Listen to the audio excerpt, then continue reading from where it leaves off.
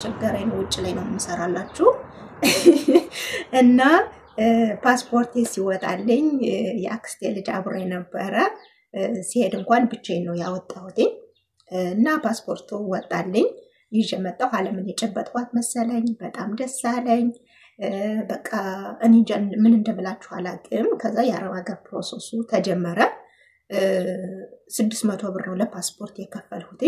ለፓስፖርት 600 ብር ስከፍል ያቺ 9000 ብር ጎደለችብኝ 600 ብር ያቺ ብር ጎደለችብኝ ስለዚህ ግዴታ ከሰው ደግሞ 600 ብር ያስፈልገኝ ነበር ለመበደር ማለት ነው ከዛ አንድ አጎቴ ነበር ደና ቤተሰብ ያለው ማለቴ ደና ገንዘብ ያለው የሚባል አርሶ አደር አጎት ነበርኝ የናቴ አባቴ አይደለም እዚህ ጋር ለሴፍቲው ሲባል ማለት ነው ከዛ በቃ በሱ ተተማመንኩኝ አሁን እሱ ይሰጠኛል ብዬ ተማመንኩኝ በጣም እናቴን የሚቀርባት የናቴ በቃ ቤተሰቦችን በተቀለኝ የሚቀርባቸው መልካም ሰው ነው መቼም እዚህ ጋር ይገባቸዋል ብዬ አስባለሁ የሰው ስም መጥቀስ አልፈልግም ምክንያቱም እኔ ስለራሴና ስለራሴ ነው ሰዎችን ከተቀስዋቸው ሌላ ውስጥ ልንገባ ነው ስለዚህ አሁን ማወራው ስለራሴ ስለሆነ ነው ሰዎችን በዚህ ውስጥ ማስገባት አልፈልግም እና ለዛ ነው እና ያን ሰው ስጠይቀው ልጅ ላስመርቀው አለኝ 200 ብር ሰጣኝ በቀላሉ ነው የጠየቁት ሌላውን ብር ደግሞ ከሌላ ሰው ስለምጠይቅ 200 ብር ብቻ ስጣኝና 2 ወር ባልሞላ ጊዜ ውስጥ እዛ አረብ ሀገር ሰርቼ መልስልኝ ብዬ ጠየቅኩት ማዘርም አልጠየቁም ፋዘርም አልጠየቁም ማንንም አልጠየቁም ታቃላችሁ ቤተሰቦች ያሉበትን ሁኔታና ስጠይቀው አይ ልጅ ላስመርቅ ነው እዚህ ዘንድሮ ልጅ አስመረቀኝ ገና አረብ ሀገር ሰርቼ መልስልሃለሁ ብለሽ ትጠይቂኛለሽ እንዴ 200 ብር ላይ ማለት ነው እግዚአብሔር ሁለቀን አለቀስኩኝ ሰውየው ግን እዛ እኔ እስካሁን ድረስ ከጠየቅኩበት ቤት ነው ያለ ማለት ነው ወንበሩም አልተቀየረ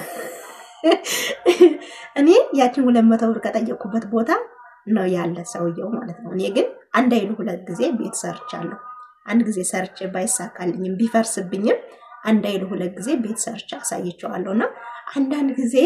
ገና አረብ ሀገር ሄደሽ አንቺ ያን 200 ብር መልሽልኝ ነው እንደምሰጥሽ ባክሽ ልጅ አስመራቂ ነኝ ያስመረቀው ልጅ የግሩ ኪቶ ጫማ አልገዛለትም እኔ ግን ስንት ነገር አድርጌለታለሁ ስንት ነገር ምክንያቱም ምንድነው የሚያሉት የፈሩት ይደርሳል የወለዱት ምን ይላል የሆነ አባባል አለ ብቻ በመናስገባቸው ሰዎች ሊሆን ይችላል የናቅናቸው ሰዎች የኛ የበላይ ሆነው ሊገኙ ይችላሉና ምን ለማለት ፈልጌ ነው ትናንትና የናቅናቸው ዛሬ ከፍ ብለው ልናገኛቸው እንችላለን የጣልነው የሆነ ሰው አንስቶት ከፍ አድርጎ ያ ሰው ሲመሰገን እንደዚህ ባላደርጉ እኮ ብለን እንቆጫለን ማለት ነው እኛም ምንድነው የተረዳሁት ያ ሰው ሁለት ቀን ያለቀስኩኝ አይ ያልሁኝ እግዚአብሔር ሆይ ከዚህ ሰው በላይ የሱ ልጅ ከሚያስመርቀው በላይ እኔም እኮ በሰው ቤት በሰው ሀገር ሰርቼ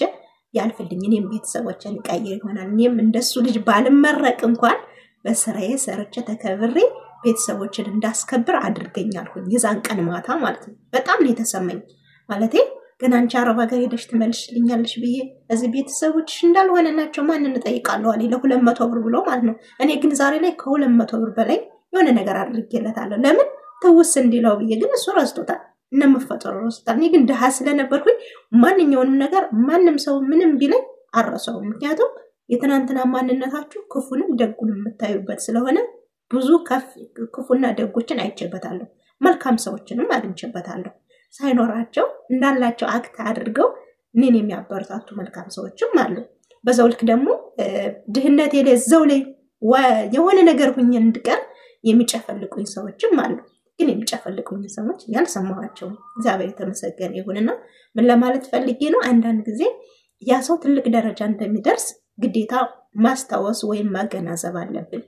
እንደዛ ብዬ ነው ማስበው አንዳንድ ጊዜ ባለባበሳቸው የናቀናቸው በንግግራቸው የናቀናቸው ብቻ በሆነ ነገር የናቀናቸው የሆነ ደረጃ እንደሚደርሱ ግዴታ ማሰብ አለብን ማለት ነውና ወደ ጉዳዩ ስገባላችሁ ፓስፖርት ይወጣ ፕሮሰሱ ተጀመረ ያክስቴ ልጅ ፓስፖርት እንዳወጣ የተከተለኝ ያክስቴ ልጅ ሙሉውን ወጪ ሸፈነልኝ ለትራንስፖርት ሰጠኝ ያንን የጠየቁትን ገንዘብ ሞላለኝ በአጠቃላይ በቃ 1000 ብር ሰጠኝ ማለት ነው ከ600 ወር 1000 ብር ከዛ ዘና ብዬ በቃ ማዘርም ሁሉ ነገር አዘጋጅታልኛለች ያው ያለቃቀሰችም ቢሆን ከዛ በኋላ በቃ በ3 ወሩ መጣልኝ ፕሮሰሱ ማለት ነው ግን ይሁን ያንን 1000 ብር ሸፈነልኝ አክስቴ ልጅ ከዛ በኋላ ፓስፖርቴ ተሰጠኝ ፕሮሰስ ተጀምሮ በ2 ወር ከምናምኑ መጣ ያው ትንሽ ቆይቷል 2 ወር ከምናምን ነው የቆየው 2 ወር ከ3 ወር ምናምን ከ3 ሳምንት እንደዛ ነገር ነው የቆየው ግን ጨንቆኝ ነበር ማለት እንግዲህ ለሰፈር ሁሉ አውሮች አረብ ሀገር መሄዱ ቀረ እንዴ ምናምን ብዬ ማለት እንዳሁኑ ፕሮሰስን ያረብ ሀገርን አላቅም ለዛ ነው ከዛ በቃ ገበያ ተጣርተሻል ተባልኩኝ ደላለው ደወለልኝ ኳተር ነው ደግሞ የሚሄደው አቤት እንግዲህ 15 በ16 አመቴ ኳተር ለቤት ሰራተኝነት እንግዲህ አረብ ሀገር ያላችሁ ሰዎች ለቤት ሰራተኝነት መቼም ለመንግስት ሰራተኝነት አትሄዱ እንግዲህ ያው ወደ ቤት ሰራተኝነቴ ወደ ኳተር አመራሁ ማለት ነው እግዚአብሔር የተመሰገነ ይሁን ከቀበሌ መታወቂያ ከፓስፖርት ከምንም እንግዲህ ሁሉ ነገር ተሳክቶ ወደ ኳተር ላቀና ብዬ ባህር አዲስ አበባ ሄድኩኝ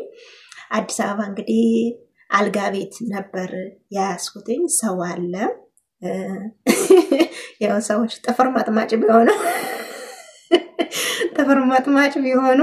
ሰው ነበር በሳን ሰዓት ያሳፈረኝ ሰው እግዚአብሔር የተመሰገነ ይሁን አንዳንድ ጊዜ ሰው ለሰው ልብሱ ነው ይባላል ምንም ቢያረጋችሁ ምንም ያው ሰው ለሰው ልብሱ ነው ያ ሰው አሳፈረኝ ፕሌን ውስጥ ገባሁኝ አቤት በቃ የመጨረሻ እግዚአብሔር ጉረኛ እንዳትሉኝ የመጨረሻ ዓለምን የጨበጥኳት የመሰለኝ ፕሌን ውስጥ የገባው ቀን ነው መድኃኒዓለም